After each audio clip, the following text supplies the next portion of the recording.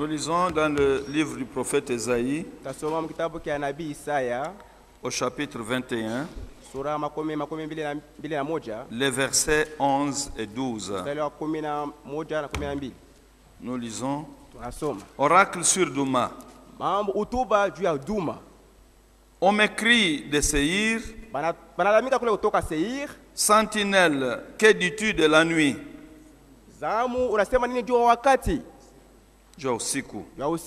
Sentinelle, que dis-tu de la nuit?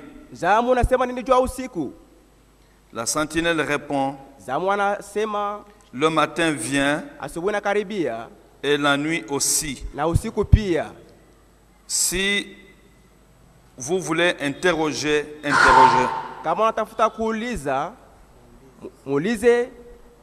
convertissez-vous et revenez.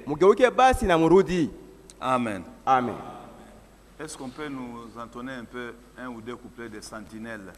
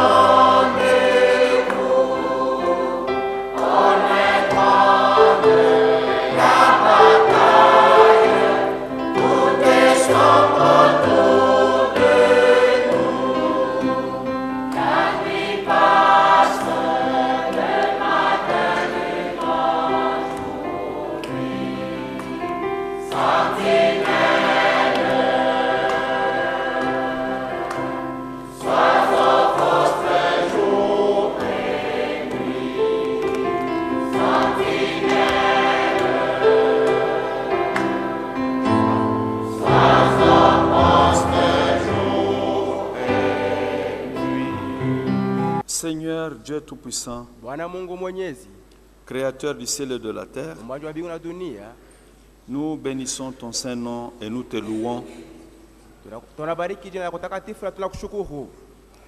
Juu kwa Mungu mwaminifu, kile Mungu liweza kusema uko nakitimiza.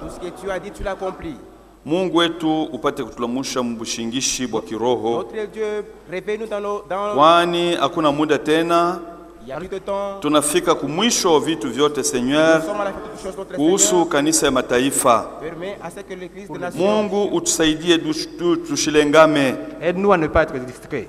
Hakutakuwa mfimbo nyingine kwa kutupika juu ya kuweza kutulamusha mbushingishi. Il n'y aura pas notre fouet pour venir nous réveiller du sommeil. Mais maneno ile tuko nashikia Seigneur. Mais les paroles que nous écoutons Seigneur. Na bile tuko naona. Et tout ce que nous voyons. Biko na suffire juu ya kutulamusha. Suffit pour nous réveiller. Juu kwa maana Seigneur tunakuja tena hapa. C'est pourquoi Seigneur nous venons encore ici. Juu tusaidie kutayarisha mioyo yetu. Pour que tu nous aides à préparer nos cœurs. Na kushikwe ta mtu moyo okwa distrait. Et qu'il n'y ait personne qui soit distrait. Ubariki kumbe mtumishi wako mwenyewe utatumia. Bénis donc ton serviteur que tu vas utiliser. Weka masauti yako ya mets tes paroles de grâce sur sa langue. Donne-nous des oreilles spirituelles pour écouter et pour agir selon ce que nous écoutons, Seigneur. Merci notre Dieu. Bénis la réunion. roho ya kila mmoja wetu. Bénis le cœur de chacun de nous. Na ubariki mtumishi wako utakaposimama hapa juu kusema. Bénis ton serviteur qui va se tenir ici pour prêcher. Wewe mwenyewe upate kututawala kwa mwanzo na kumwisho. Que tu règnes sur nous du début à la fin. Tuko na mahitaji ya maombi mingi hapa. Nous avons beaucoup de requêtes ici. Kuko banduku na badada beko bagonjwa. Il y a des personnes qui sont malades. Na kuko bale beko na safiri. Il y en a qui voyagent. Baba, uliweza kusikia kila hitaji. Père, tu as écouté chaque requête. Upate kubali. Exauce. Wakati utajibu favorablement, quand tu répondras favorablement, sifa yote itakurudia, toute la gloire te reviendra, na utukufu Bwana itakuwa paka kwako, et la gloire te sera, na furaha itakuwa upande wa watoto wako, et la joie sera auprès de tes enfants. Seigneur. Merci Seigneur. Wanze nasi, commence avec nous, na maliza nasi, et termine avec nous, mu jina la Bwana Yesu Kristo. Au nom du Seigneur Jésus-Christ. Amen. Amen.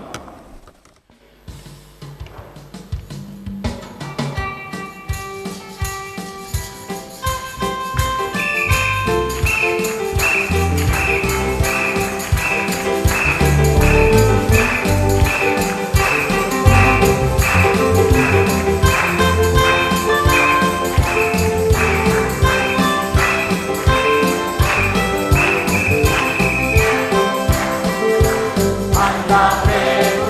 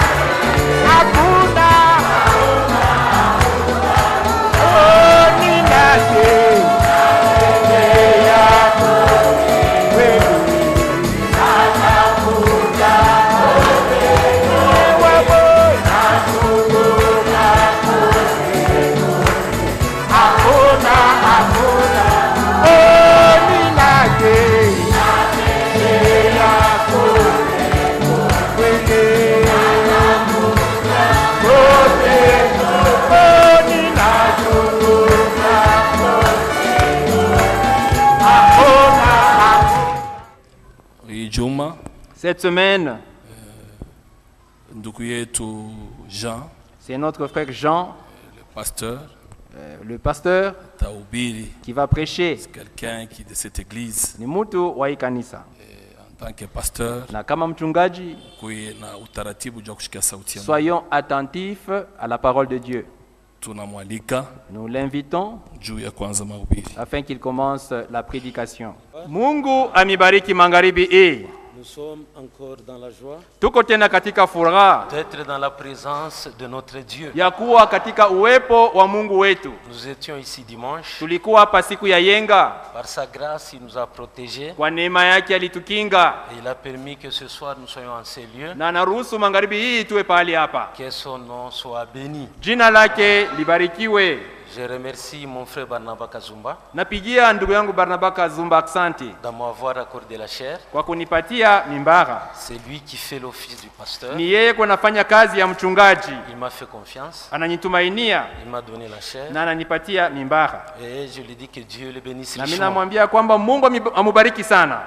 Pour ce soir, je vous salue au nom de Jésus-Christ. Magharibi na wasalimia ninyi katika jina la Bwana Yesu Kristo. Et je salue aussi les frères et sœurs qui nous suivent par internet. Nasalimia vile vile wa ndugu na wadada wako natufuata kwa njia ya internet. Que Dieu les bénisse richement. Mungu awabariki kwa wingi. Qu'il leur accorde un bon entendement à l'écoute de sa parole. Awapatie kusikia kuzuri kwa neno lake. Sans tarder, nous allons nous mettre debout. Bila kugawia tutasimama bwima. Nous allons lire une portion de l'écriture. Tutasoma sehemu ya andiko. Dans Matthieu chapitre 5. Katika Mathayo sura ya 5. Versets 13 et 14. Shairi ya 13 na 14. Matthieu 7, 13 et 14. Mathayo 7, 13 na 14. Je lis au nom de Jésus-Christ. Niku nasoma katika jina la Bwana Yesu Kristo. Entrez par la porte étroite. Ingieni kwa mlango ulio mwembamba. Car large est la porte, kwani mlango ni mpana, spacieux est le chemin qui mène à la perdition, na njia ni pana inayokwenda hata upotevu. Et il y en a beaucoup qui entrent par là. Nao ni wengi wanaoingia kwa mlango huu. Mais étroite est la porte, lakini mlango ni mwembamba, resserrez le chemin, na njia imesonga qui mène à la vie, inayokwenda hata uzima. Et il y en a peu qui le trouvent. Nao ni wachache ambao wanaiona. Que Dieu bénisse la lecture de sa parole. Mungu abariki usomaji wa neno lake. Et je vais prier. Na nitaomba.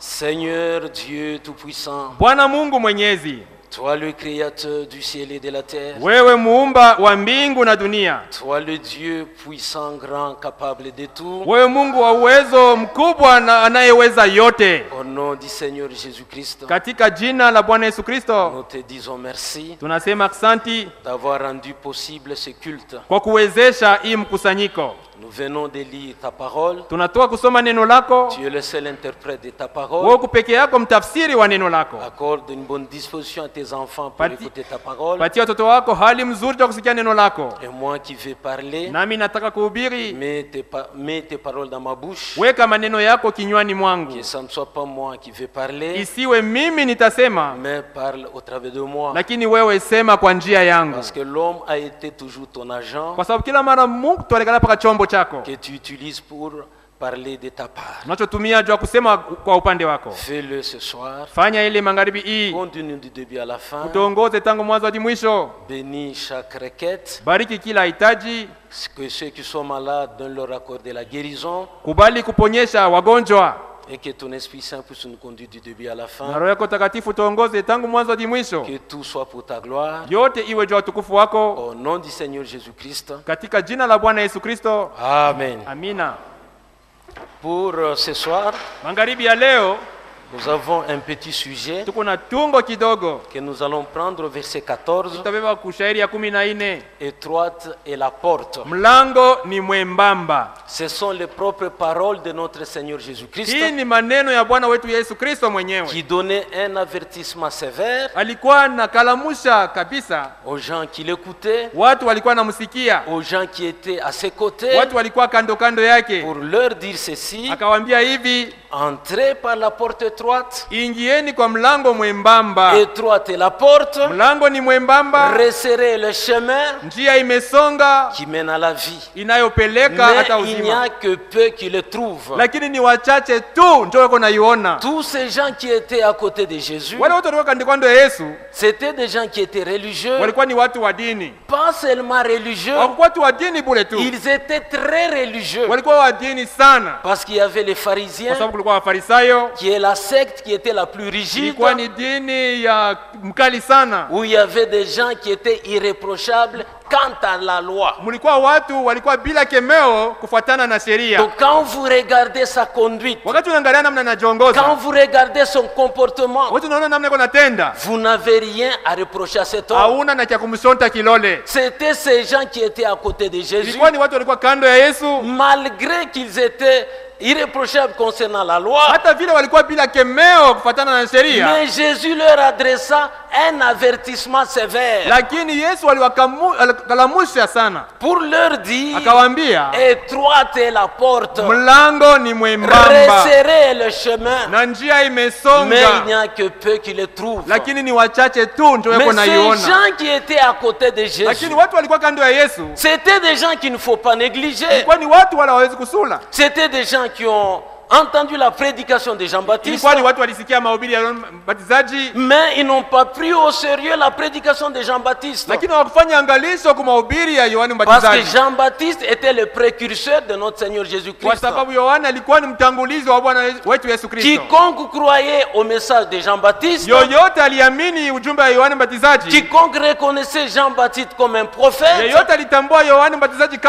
Dieu lui faisait grâce de reconnaître Jésus-Christ et de croire en lui. Mais ces pharisiens, ces hérodiens, ces souverains sacrificateurs, eux qui se prétendaient être religieux et qui se prétendaient être des enfants d'Abraham, mais quand Jésus-Christ est venu, ils ont vu en lui un fils d'un charpentier.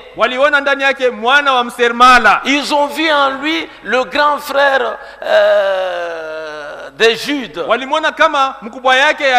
Et ils pouvaient dire, n'est-ce pas ces frères sont parmi nous? Nous connaissons Jude. Mais celui-ci, il vient d'où? Mon frère, ma soeur, quand nous suivons Dieu, nous le suivons sur base de sa parole. On ne suit pas Dieu sur base des opinions. Aucune opinion ne peut tenir devant la face de Dieu. Mais sur base de sa parole, que nous tenons comme appui, nous croyons en Dieu, nous le servons sur base de sa parole. Et tout ce qui n'est pas la parole de Dieu n'est pas l'objet de notre foi. Quelle que soit la personne qui l'a prononcé, mais si ce n'est pas la parole de Dieu, elle ne sera plus jamais de notre foi. Et nous prenons seulement cette parole, nous mettons à côté, et nous continuons à marcher avec le Seigneur, tout en les servant avec sincérité de cœur. Nous allons voir avec vous quel était le type de gens qui étaient à côté de Jésus. Malgré leur bonne conduite, malgré qu'ils étaient réprochables quant à la loi, mais Jésus leur donne cet avertissement sévère. Étroite est la porte, resserrez le chemin qui mène à la vie, mais il n'y a que peu qui trouvent ce chemin-là. Mais quant à l'autre chemin qui est spacieux, beaucoup de gens le trouvent et ils aiment marcher par ce chemin-là. Que Dieu nous aide ce soir à comprendre. Nous marchons dans dans quel chemin? Tukunatembea munjia gani? Est-ce que c'est le chemin qui est étroit? Je, ni ile njia mwembamba qui mène à la vie? Inapeleka kwa uzima? Dans lequel nous marchons? Ndio ile tunatembea mo? Ou bien nous marchons vers le chemin spacieux? Au tunatembea ni ule njia pana? Pour satisfaire nos désirs? Jua kufurahisha matama yetu? Pour satisfaire nos besoins? Kufurahisha mahitaji yetu? Et que nous sommes sur ce chemin-là? Na je tuko mwile njia? Mais qui mène à la mort. Lakini unapeleka kwa upotevu. Mon frère, ma sœur, nous allons lire avec vous dans Jean chapitre 7. Tutasoma pamoja katika Yohane sura ya 7. Nous voulons d'abord voir ces gens qui étaient à côté de Jésus. Tunataka kwanza tuone watu walikuwa kando ya Yesu. Ces gens pour qui Jésus a donné cet avertissement sévère. Wale watu Yesu alipatia ikalamusho mkali. Que étroite est la porte. Ya kwamba mlango ni mwembamba. Resserrez le chemin. Njia imesonga. Mais il n'y a que peu qui le trouvent. Lakini ni wachache tu ndio wako naiona. Nous allons lire dans Jean chapitre 7. Tutasoma mu Yohane sura ya 7.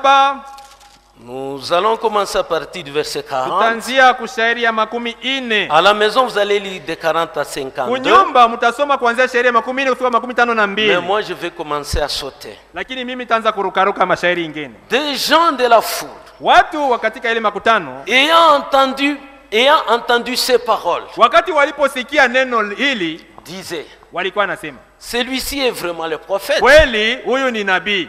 D'autres disaient wengine walisema c'est le Christ. Huyu ni Kristo. Et d'autres disaient lakini wengine walisema est-ce bien de la Galilée que doit venir le Christ? Nini Kristo atatoa Galilaya?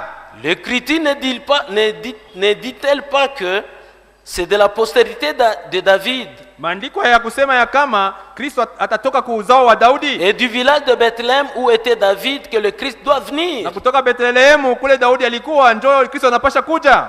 Il y eut donc à cause de lui division parmi la foule. Basi kwa sababu yake kulikuwa magawanyiko katikati ya makutano. Quelques-uns d'entre eux voudraient le saisir. Na wengine wao walitaka kumkamata. Mais personne n'a mis la main sur lui. Lakini hapana mtu ambaye alimtia mkono. Ainsi les huissiers retournèrent vers les principaux sacrificateurs et les pharisiens. Askari wakarudia kwa wakubwa wa makuhani na Wafarisayo. Et ceci leur dirent. Na wakawaambia. Pourquoi ne l'avez-vous pas amené? Kwa nini hamumlete?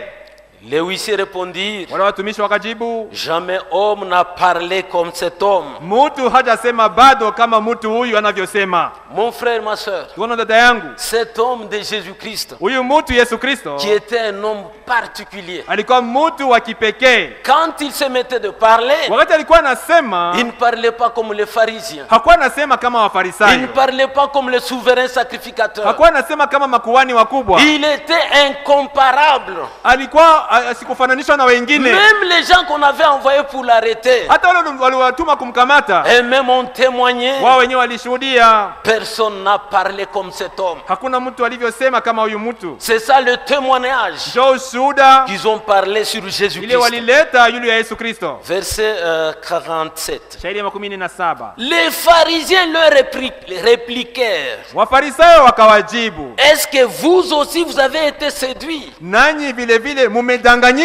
Y a-t-il quelqu'un des chefs ou des pharisiens qui ait cru en lui? Mais cette foule qui ne connaît pas la loi, ce sont des maudits. Nicodème, qui était venu de nuit vers Jésus, et qui était l'un d'entre eux, leur dit, notre loi condamne-t-elle un homme avant qu'on l'entende, et qu'on sache ce qu'il a fait? Donc mon frère, ma soeur, donc l'assistance qui était du côté de Jésus, à qui Jésus avait donné un avertissement sévère, c'était les pharisiens, c'était les souverains sacrificateurs, c'était des gens, chaque jour ils étaient au temple. Mais Jésus leur dit, étroite est la porte. Jésus leur dit, resserrez le chemin. Ce n'est pas le fait d'être seulement au temple, ce n'est pas le fait seulement de se proclamer être fils d'Abraham, mais je vous donne un avertissement sévère.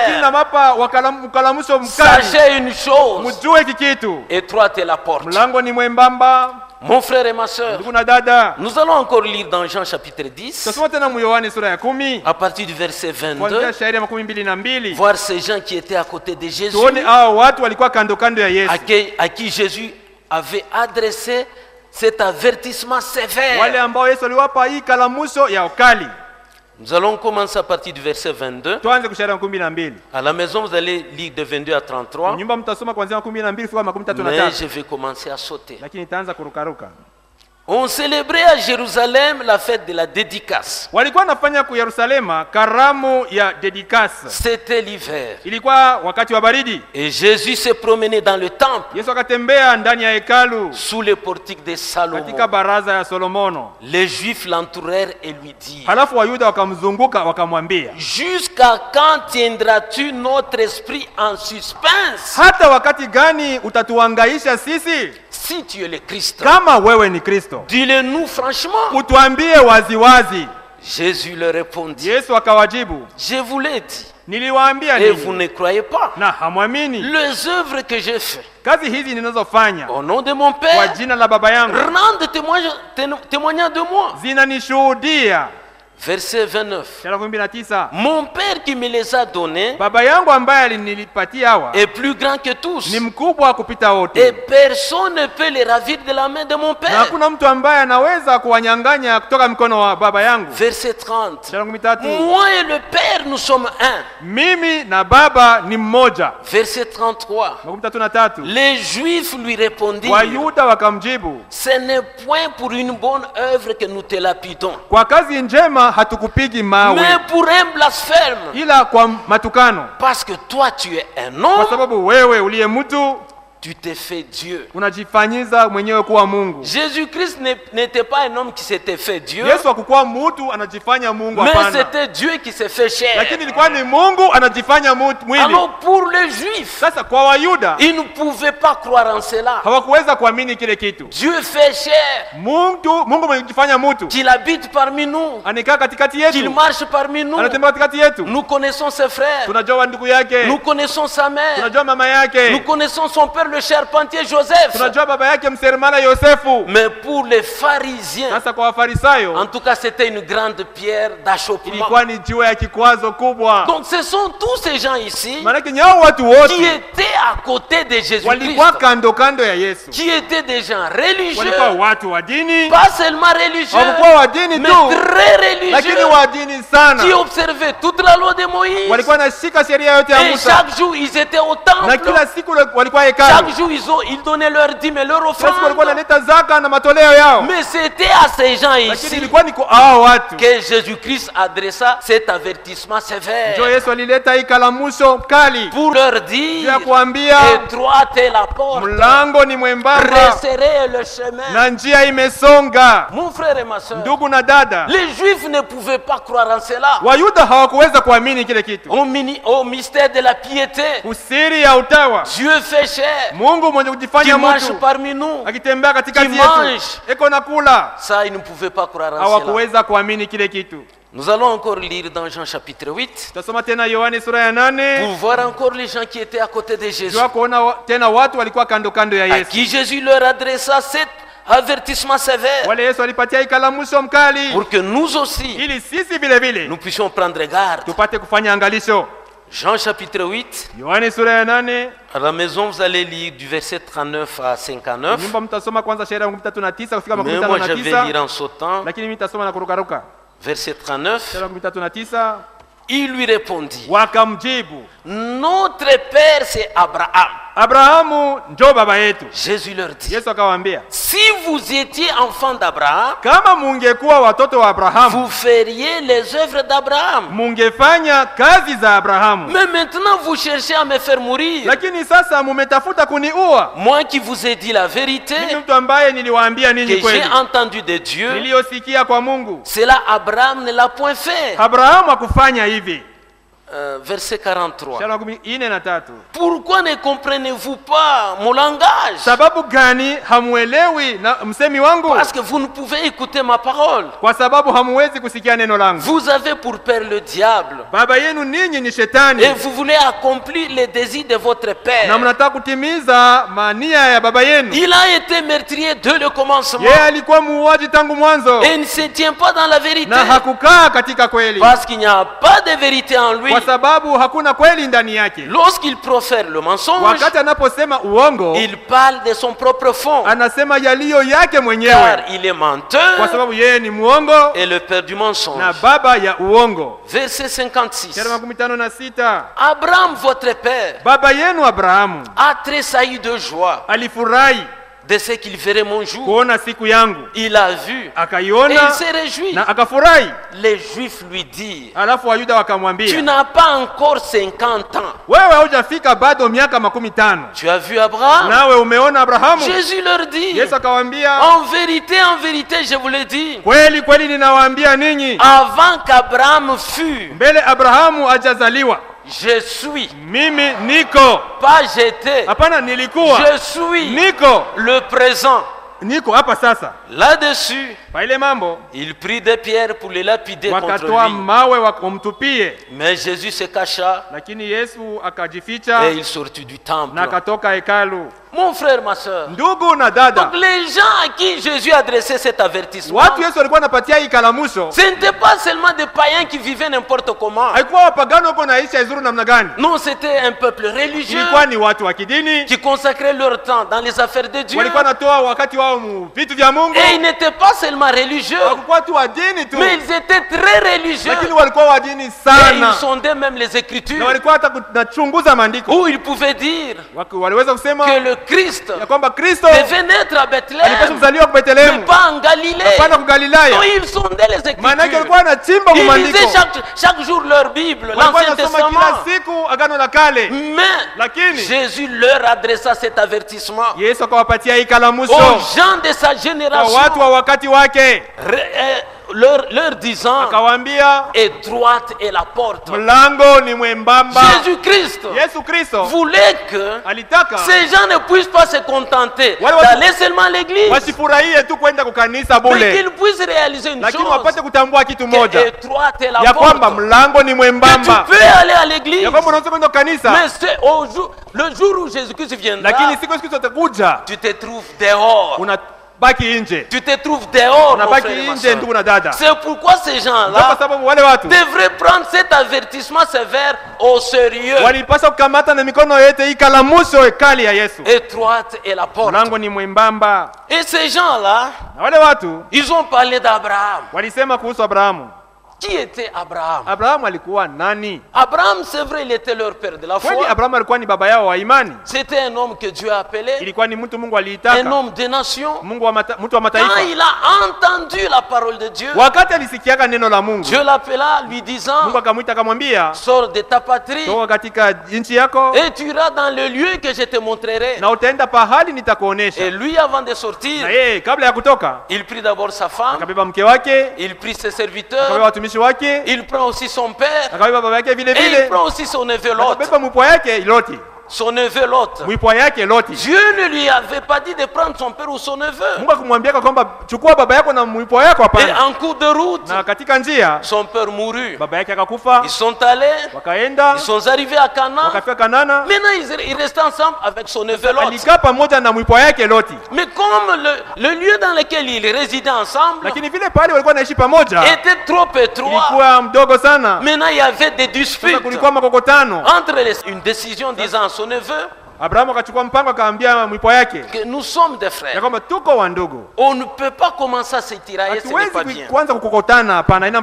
Nous allons les lire dans Genèse chapitre 13, verset 6.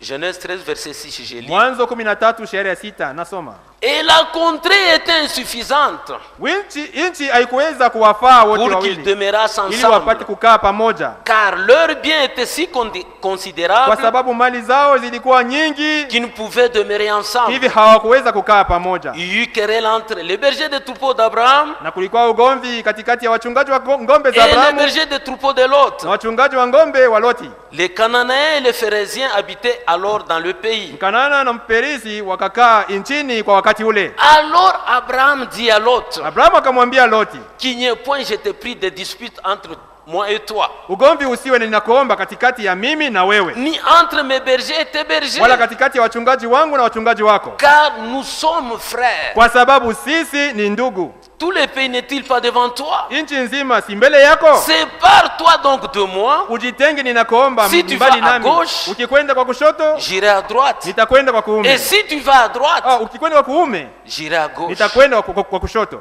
L'autre leva les yeux et vit toute la plaine du Jourdain, Loti akanyanyua macho akaona nchi sawa zote za Yordani, qui était entièrement arrosée, ilikuwa na maji mingi, avant que l'Éternel eût détruit Sodome et Gomorrhe. mbele ya Bwana haribu Sodoma na Gomoro. C'était jusqu'à Tsoar comme un jardin de l'Éternel, comme le pays d'Égypte. Soari kama shamba la Bwana, kama nchi ya Misri. Lot choisit pour lui toute la plaine du Jourdain. Hivi Loti akajichagulia nchi sawa ya Yordani. Il s'avança vers l'Orient.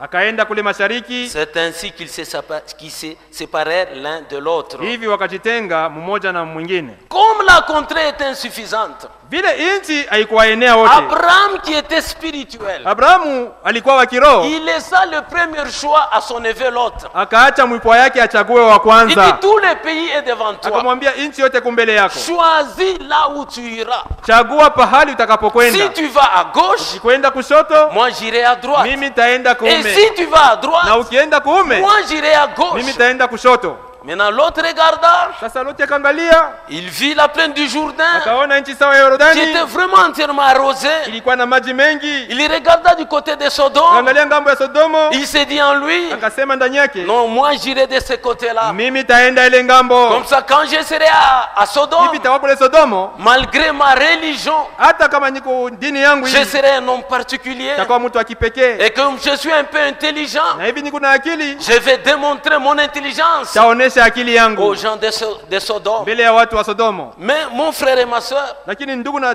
dada yangu, l'autre ne savait pas Loti hakujua que le choix qu'il a fait, ya kwamba kile kitu alichagua, que cette plaine-là de Sodome et Gomorrhe nchi sawa ya Sodoma na Gomora serait brûlée un jour. itateketezwa siku moja. L'autre ne savait pas Loti hakujuaka que le choix qu'il a fait, ya kwamba kile alichagua, que sa femme serait une statue de sel. ya kwamba mke wake atafanya nguzo la chumvi. Il ne savait pas. Hakujuaka. Mais lui, il a fait un choix ya kwamba yeye alichagua d'après les yeux qu'il a vus. kufuatana na vile yeye aliona. Peut-être disant en lui-même, akisema ndani yake, comme j'ai fait ce choix, vile nachagua hii ngambo, c'est un bon choix. nachagua vizuri. Comme ça, mon oncle paternel hivi Abraham, mjomba yangu Abrahamu, lui va rester ici vivre dans les tentes. yeye atabaki hapa kuishi katika hema. Et moi, lakini mimi je vais vivre dans une bonne plaine. taishi katika nchi sawa mzuri. Là, il y a la prairie pour mes troupeaux. Kule kuko majani juu ya ngombe yangu. Mon frère, ma soeur, ndugu na dada, le choix, kuchagua c'est une grande chose. ni kitu kikubwa. Chaque personne Kila mtu qui vient sur la terre ule kunazaliwa pa hii dunia a un choix à faire. anapaswa kuchagua siku moja. Que tu le veux ou pas, Utake usitake, tu as un choix à faire. sharti uchague. Et sur base de ton propre Na choix, kufuatana na kuchagua kwako mwenyewe, tu pourras aller en enfer. utaweza kwenda motoni. Et sur base de ton propre Na kwa choix, msingi ya kuchagua kwako tu wenyewe, pourras aller au paradis. unaweza kwenda paradiso. Tout dépend de toi. Yote inakuangalia ni Tu ne wewe. diras pas que non, ça c'est mon mari qui avait dit. Hautasema hii ni mume wangu aliniambia. Non, ma soeur. Hapana dada yangu. Ou mon frère, tu vas dire. Ndugu yangu utasema, Ça c'est mon chef du boulot qui est notre frère qui avait hii dit. ni shefu yangu wa mkazi, ndugu yangu ndio alisemaka. Non, mon frère. Hapana ndugu yangu. Vous êtes libre Uko na uhuru de faire votre choix. ya kuchagua wewe Mais mwenyewe. l'autre, Lakini Loti il avait fait un mauvais choix. alichaguaka vibaya. Pourquoi? Sababu gani? Il a cherché la voie de la facilité. Alitafuta njia nyepesi. Où il pouvait être à Sodome, Kuna naweza kwa Sodomo, étant un homme un peu religieux, mtu wa kidini kidogo, et il pouvait vivre n'importe na Na aliweza kuisha izuru namna gani? Cherchant la voie de la facilité. Akitafuta njia ya rahisi. Quand nous cherchons la voie de la facilité, watu tunatafuta njia mwepesi, mon frère et ma soeur, tuna dada, nous nous causons du tort nous-mêmes. Tunajikosea sisi wenyewe. La voie de la facilité, njia mwepesi, où tu peux vivre comme tu veux, unaweza kuishi vile unataka, où tu peux parler comme tu veux, unaweza kusema kama unataka, où tu pourrais dire, unaweza kusema je peux prendre un verre, naweza kunywa pombe, je peux prendre un verre de Timothée, naweza kunywa kwa Timothée, ou je peux avoir même une petite copine, au kuwa na copine, ou une soeur peut dire non, je peux avoir mon ancien copain, naweza kusema naweza kuwa na copain wangu wa zamani, on peut zamani, sortir avec lui, tunaweza kutoka naye. Non mon frère et ma soeur, hapana ndugu na dada, les gens aiment la voie de la facilité, watu wanapenda njia ya nyepesi, où il peut faire ce qu'il veut, wanaweza kufanya kitu wanataka, où vous trouvez une jeune soeur, unakuta dada kijana qui peut mettre une petite jupe, anaweza anavala kajipe kafupi, quand il s'assoit dans l'église, nekala mkanisa, tous les genoux sont dehors, magoti yote iko nje. Ça c'est la voie de la facilité. Ile ni njia mwepesi. Si je mets une longue jupe, nikivaa jupe mrefu, mes amis vont se moquer de moi, watanicheka. Ce n'est pas ça. Aina ile. Proverbe chapitre 12. Mezali 12. Mon frère et ma soeur, ndugu na dada, tirez attention à la voie de la facilité. Fanya angalisho kunjia mwepesi. Tirez attention. Fanya angalisho. Dans Proverbe chapitre 14, Mezali 14, verset 12, je lis. Shara 12 nasoma hivi. Telle voie paraît droite à un homme. Njia inaweza kuonekana yenye kunyoloka kwa mtu, mais son issue, lakini mwisho yayo, c'est la voie de la mort. Ni njia ya mauti. Nous devons faire attention à notre choix. Tunapaswa kufanya angalisho kuchagua kwetu. Nous devons faire attention à notre choix, mon frère, ma soeur. Tunapaswa kufanya angalisho kunamna tunachagua wa ndugu na wadada. Ne commettons pas l'erreur comme Lot. Tusifanye kosa kama Loti. Lui qui a choisi cette plaine de Sodome. Yeye alichagua ile nchi sawa ya Sodoma. Or les gens de Sodome et Gomorrhe, lakini watu wa Sodoma na Gomora, c'était des grands pécheurs devant Dieu. Et Dieu avait résolu de brûler cette ville-là. Mais c'est là où lui il a fait le choix. Cherchant la facilité. Mais hors l'issue de son choix, c'était la voie de la mort. Comme nous venons de le dire. Mon frère, ma soeur, tu dois faire attention à ton propre choix. Même le choix d'une église là où tu veux prier. Ne choisis pas une église là où on va te laisser de vivre comme tu veux, là où tu peux boire un peu, là où tu peux fumer un peu, là où tu peux avoir des petites copines, là où tu peux avoir des petits copains, là où tu peux injurier, là où tu peux te bagarrer, là où tu peux vivre n'importe comment. Non mon frère et ma soeur, un tel choix, son issue, c'est la voie de la mort. Tu peux même refuser. Ah non, moi je le fais. Qu'est-ce qu'ils vont me faire? Nous n'avons rien à te faire. Mais tu vas répondre un jour de tout ce que tu fais sur la terre des hommes. Non pas répondre devant un homme, mais tu répondras devant Dieu sur base de ton propre choix. Nous devons tirer attention. Et quand nous faisons notre choix, nous choisissons Christ pour vivre avec lui, pour marcher dans son voie et pour faire sa volonté. Et quand nous choisissons Christ, l'issue de cette voie, c'est la vie éternelle. C'est ça la voie que nous devons choisir. Ne commettons pas l'erreur comme l'autre. Lui qui a cherché la voie de la facilité. Un jour, Frère Branham m'a donné un témoignage. Il y avait une sœur qui priait dans une certaine église. Elle était gravement malade. Les gens de son église étaient à ses côtés. Même son pasteur était à ses côtés. Elle mourut parce qu'après la mort, vous voyez là où vous allez. Si vous êtes chrétien, vous irez au paradis.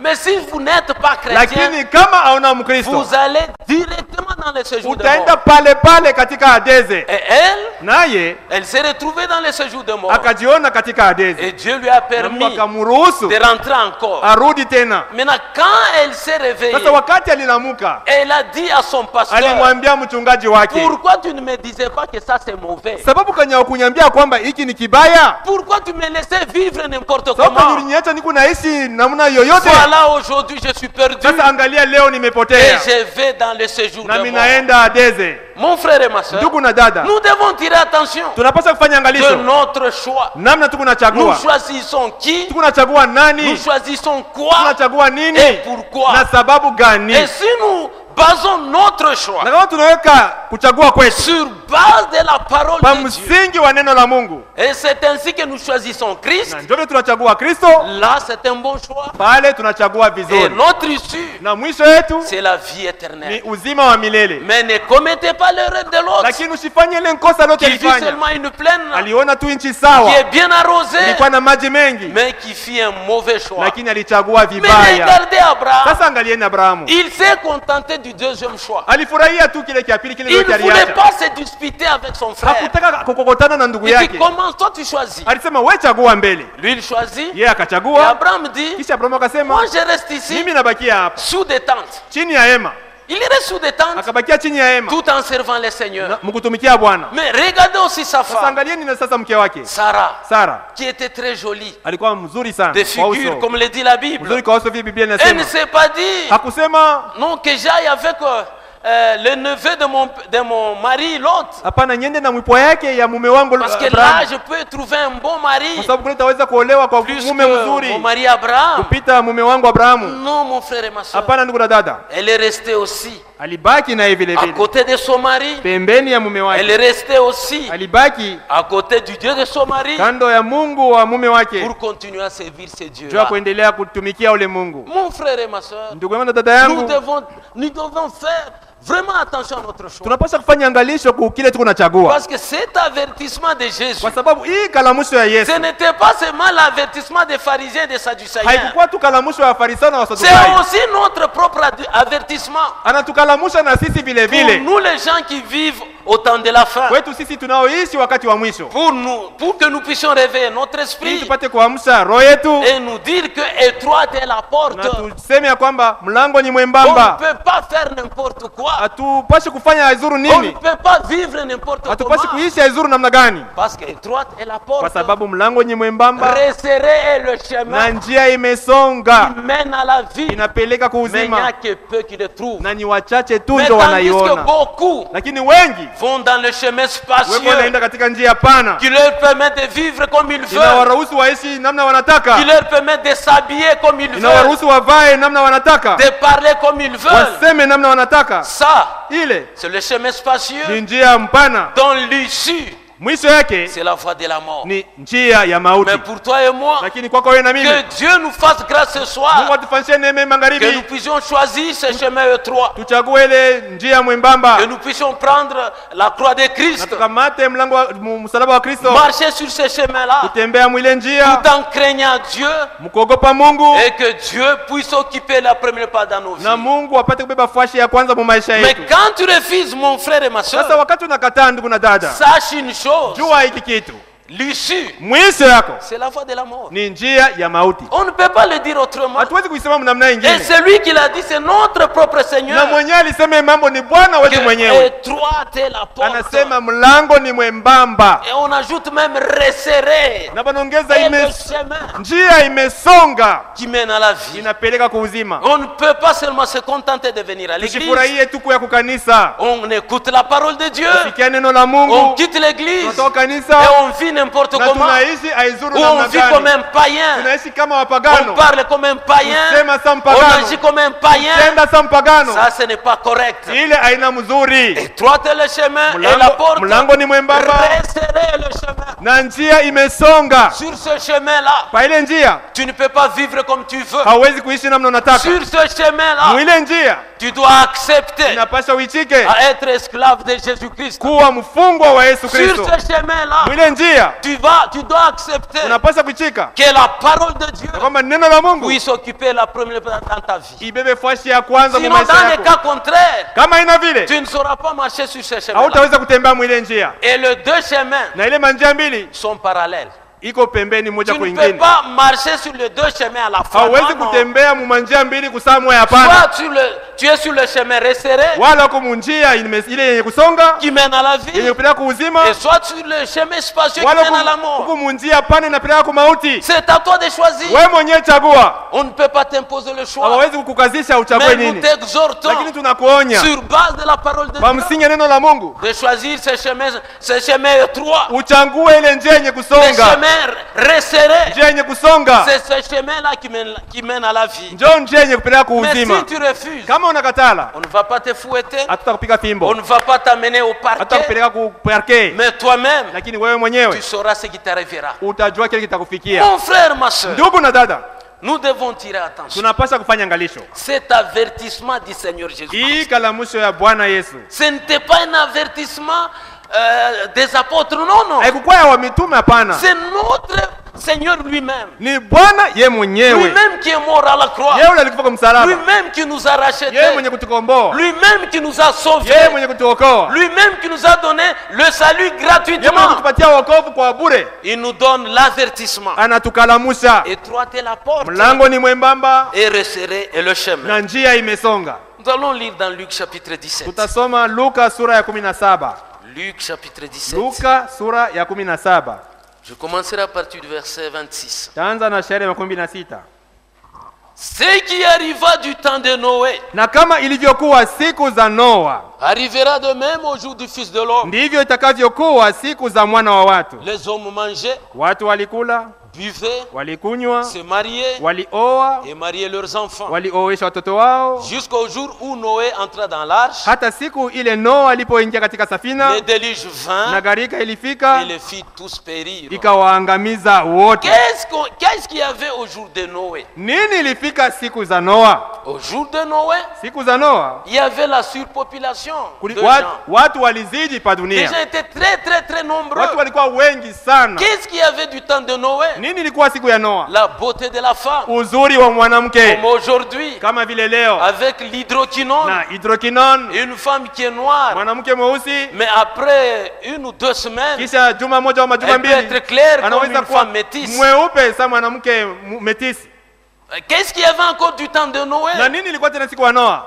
Et la science Kulikuwa avait tellement évolué. Siansi ilipanda sana. C'était à ce temps-là qu'on avait construit les pyramides. Ndio mwile wakati walijenga mamnara. Donc les gens de ce temps-là, Maana yake mwile wakati c'était des gens des évolués. ilikuwa ni watu wenye kuendelea. Ils étaient évolués. Walikuwa watu wenye kuendelea. Mais lakini ils s'étaient livrés dans la vie du péché. walijitoa mu maisha ya dhambi. Et le Seigneur nous dit Na Bwana que anatuambia ce qui arriva du temps de Noé ya kwamba vile ilikuwa wakati wa Noa arrivera de même à notre temps. itakuwa vile vile mu wakati wetu. Nous voyons la superpopulation. Tunaona kuzidi kwa watu. Nous avons presque 7 milliards de gens sur la face de Karibu la watu terre. 7 milliards pa dunia. Il y a la beauté des gens. Kuko uzuri Il y wa a watu. aussi la science qui a évolué. Kuko siansi Il inaendelea. y a beaucoup de Kuko choses. vitu mingi. Mais qu'est-ce qu'il y avait au temps de Noé? Lakini nini ilikuwa wakati wa Noa? Qu'est-ce qu'il y avait, mon frère, ma soeur, du temps de Noé? Kulikuwa nini wakati wa Noa, ndugu na Combien de dada? gens ont été sauvés à ce Watu ngapi temps-là? waliokolewa ile La wakati? Bible nous dit Biblia il n'y inatuambia avait que 8 personnes qui étaient sauvées. kulikuwa watu 8 tu ndio waliokolewa. 8 seulement. Wa 8 tu Parmi tous les gens de ce temps-là. katikati ya watu wote wa ile wakati. Pour nous dire, Ndio kutuambia kwamba étroite est la porte, mlango ni mwembamba resserrez le chemin na njia qui imesonga mène à la vie. inapeleka Mais il n'y kuuzima, a que peu qui le trouvent. lakini ni wachache tu ndio Du wanaiona. temps de Noé, Wakati wa Noa sur les milliers de personnes, kwa watu maelfu na maelfu mais il n'y walikuwa, avait que 8. kulikuwa tu ni 8 tu. Mon frère et ma soeur, Ndugu na dada, ça doit nous interpeller. inapasha kuamsha maroho yetu, Ça doit nous inapasha interpeller iamshe maroho yetu pour dire que notre Dieu, kwa kusema Mungu wetu il n'est pas dans le nombre. ana mubwingi ya bantu, Lui, hapana. il est dans sa parole. Ye eko ni muneno Il lake. y a seulement une personne qui croit en Kama ni lui. mtu tu moja na mimi neno Dieu lake, va travailler avec la seule Mungu personne. atatumika paka na ule moja Il ule. ne va pas dire Hata sema non, une seule personne c'est fini. mtu moja tu, Non, mon frère et ma soeur. hapana. Ndugu na dada, Donc quand toi tu négliges la parole de Dieu, wakati wako wanasula neno la Mungu. Quand toi tu prends la parole de Dieu à la légère, watu wanabeba neno la Mungu yulu yulu. Sache une chose. Jua hiki kitu. Il y a quelque part quelqu'un. Kuko mtu mmoja fasi nyingine. Prends la parole de Dieu au sérieux. Yeye kwa neno la Mungu na roho yote. Quelque part il y a quelqu'un. Kuko fasi moja mtu mwingine. Qui prend, qui fait que la parole de Dieu soit sa vie. Eba nafanya neno la Mungu inakuwa maisha yake. Et chaque jour. Na kila siku. À genoux. Magoti. Il implore la grâce de Dieu. Eko naomba neema ya Mungu. Pour que Dieu puisse l'aider. Ili Mungu amsaidie. Mon frère et ma soeur. Ndugu na dada. Du temps de Noé. Wakati wa Noa. 8 personnes seulement. Watu 8 tu. 8 personnes. Watu 8. Et les autres, na wengine, ils ont refusé d'entrer dans l'arche. Walikataa kuingia msafina. Dieu avait donné l'issue. Mungu alileta njia ya kutokea pour leur sauvetage. Njia ya kuwaokoa. Qui était l'arche. Ilikuwa ni safina. Mais il y avait beaucoup de gens qui étaient là. Lakini watu wengi walikuwa pale. Mais ils ont pris Noé d'un papa qui est en train de plaisanter. Waliona Noa kama baba mmoja kwa anafanya mizaa. Mais Noé leur disait entrez dans l'arche. Wanawaambia ingieni msafina. La porte était ouverte. Mlango ulikuwa wazi. Pour quiconque qui le veut. Kwa wote wanataka. Pour entrer dans cette arche. Mais selon, sur base de leur choix, eux-mêmes ont refusé d'entrer dans l'arche. Et Dieu a dit à Noé, fais entrer les animaux. Fais entrer les animaux. Même vous entrez dans l'arche. Et Dieu vient, il ferme la porte. C'est Dieu qui avait fermé la porte. Ce n'était pas Noé. Et après une semaine, ils ont entendu les gouttes qui commençaient à tomber. Les gouttes qui commençaient à tomber. Et maintenant ils ont réalisé que c'était sérieux. Ils sont partis à l'arche. Ils ont toqué à Noé. Noé, ouvre-nous la porte. Noé, ouvre-nous la porte. Noé leur dit, je n'ai même pas la clé. Ce n'est pas moi qui ai fermé. C'est le Dieu pour qui je vous ai prêché qui a fermé. Et c'est fini. C'est ça l'homme, mon frère et ma soeur. Donc l'homme réalise toujours les choses en retard. On peut exhorter un frère. Mon frère, ce que tu fais, c'est contre la parole de Dieu. Il ne fait pas. Hataki. Mon frère, ndugu, la Bible dit ça, Biblia inasema hiki na kile.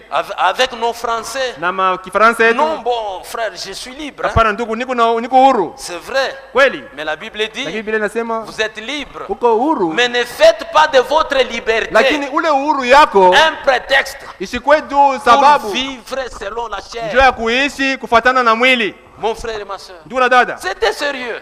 L'homme réalise toujours en retard. On peut t'exhorter, ma soeur. Tu t'habilles mal. C'est contre la parole de Dieu. Vous voyez la soeur s'entêter. Ah non, bon. Est-ce que vous allez me donner la mesure de la jupe? Qui va te donner la mesure de la jupe? Ta propre conscience. Quand tu t'assois, tu vois que la jupe est courte. Et tu es obligé d'utiliser soit ton mouchoir pour cacher les genoux. Tu veux que qui puisse venir te dire que la jupe est courte? Toi-même tu es conscient. Cette jupe est courte. Nous sommes dans les choses de Dieu. Nous ne sommes pas venus ici pour blaguer. Non, mon frère et ma soeur. Étroite est la porte. Resserrez le chemin.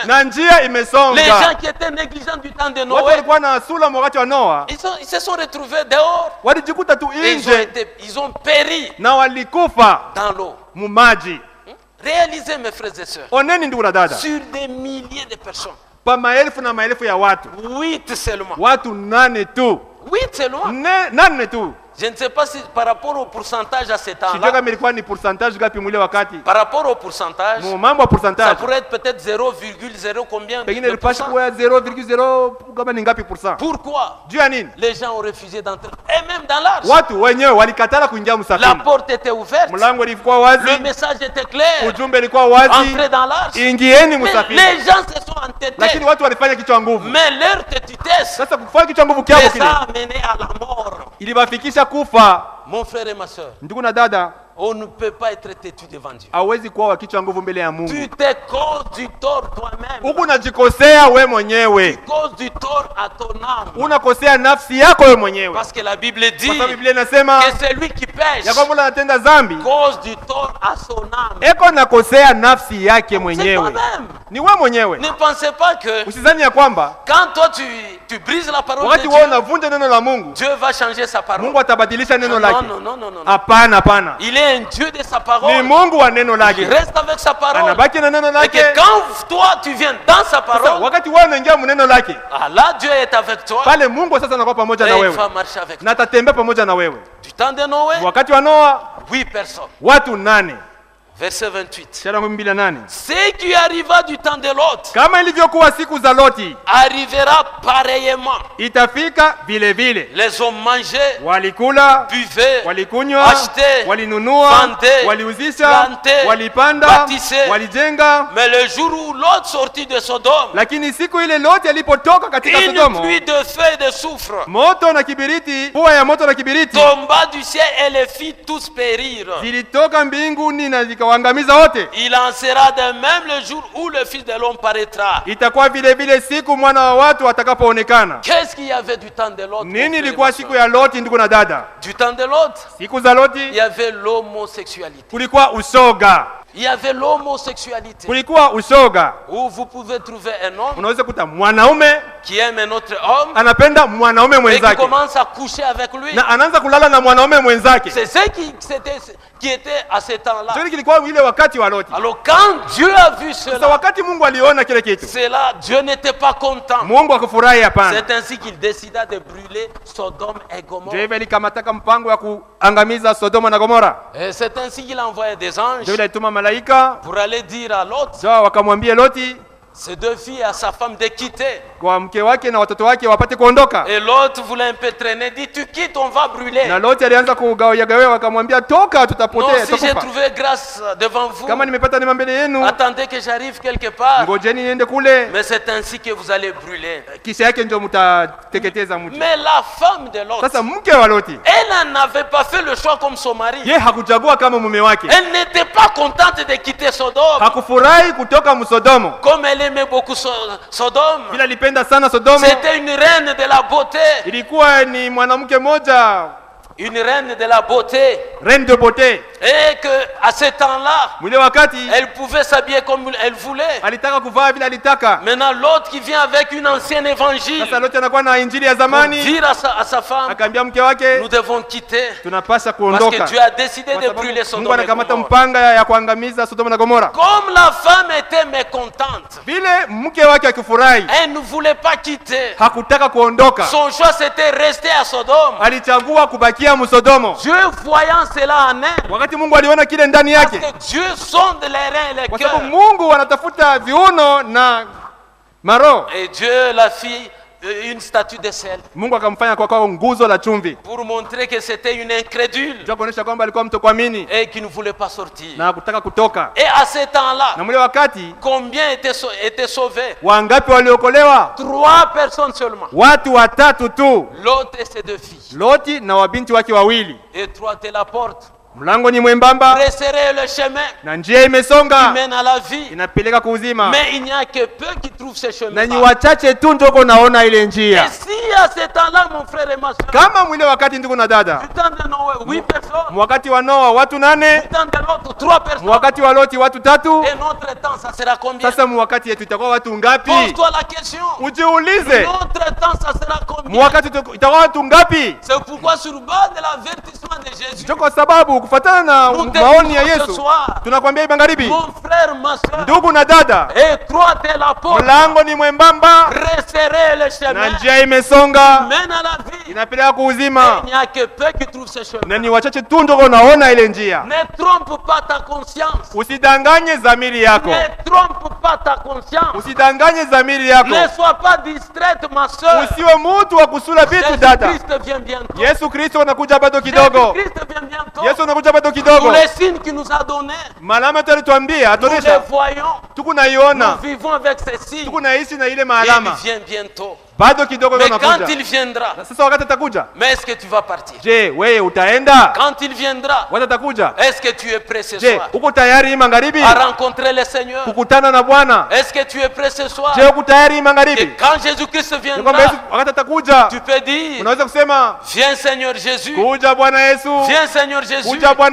Est-ce que ce soir tu peux le dire? Sincèrement, étroitez la porte, resserrez le chemin. Ce n'est pas l'avertissement d'un homme, c'est Jésus-Christ lui-même qui nous avertit. Nous sommes des chrétiens, que nous ne soyons pas seulement des religieux, venir à l'église, écouter la parole, et quand nous rentrons, nous faisons ce que nous voulons. Non mon frère, non ma soeur, détrompe-toi. Étroite est la porte, resserrez le chemin, resserrez le chemin qui mène à la vie. Mais il n'y a que peu qui le trouvent. Beaucoup préfèrent les chemins spacieux, où il peut vivre comme il veut, où il peut se comporter comme il veut, où il peut se marier comme il veut, où il peut tromper sa femme comme il veut, où il peut tromper son mari comme il veut.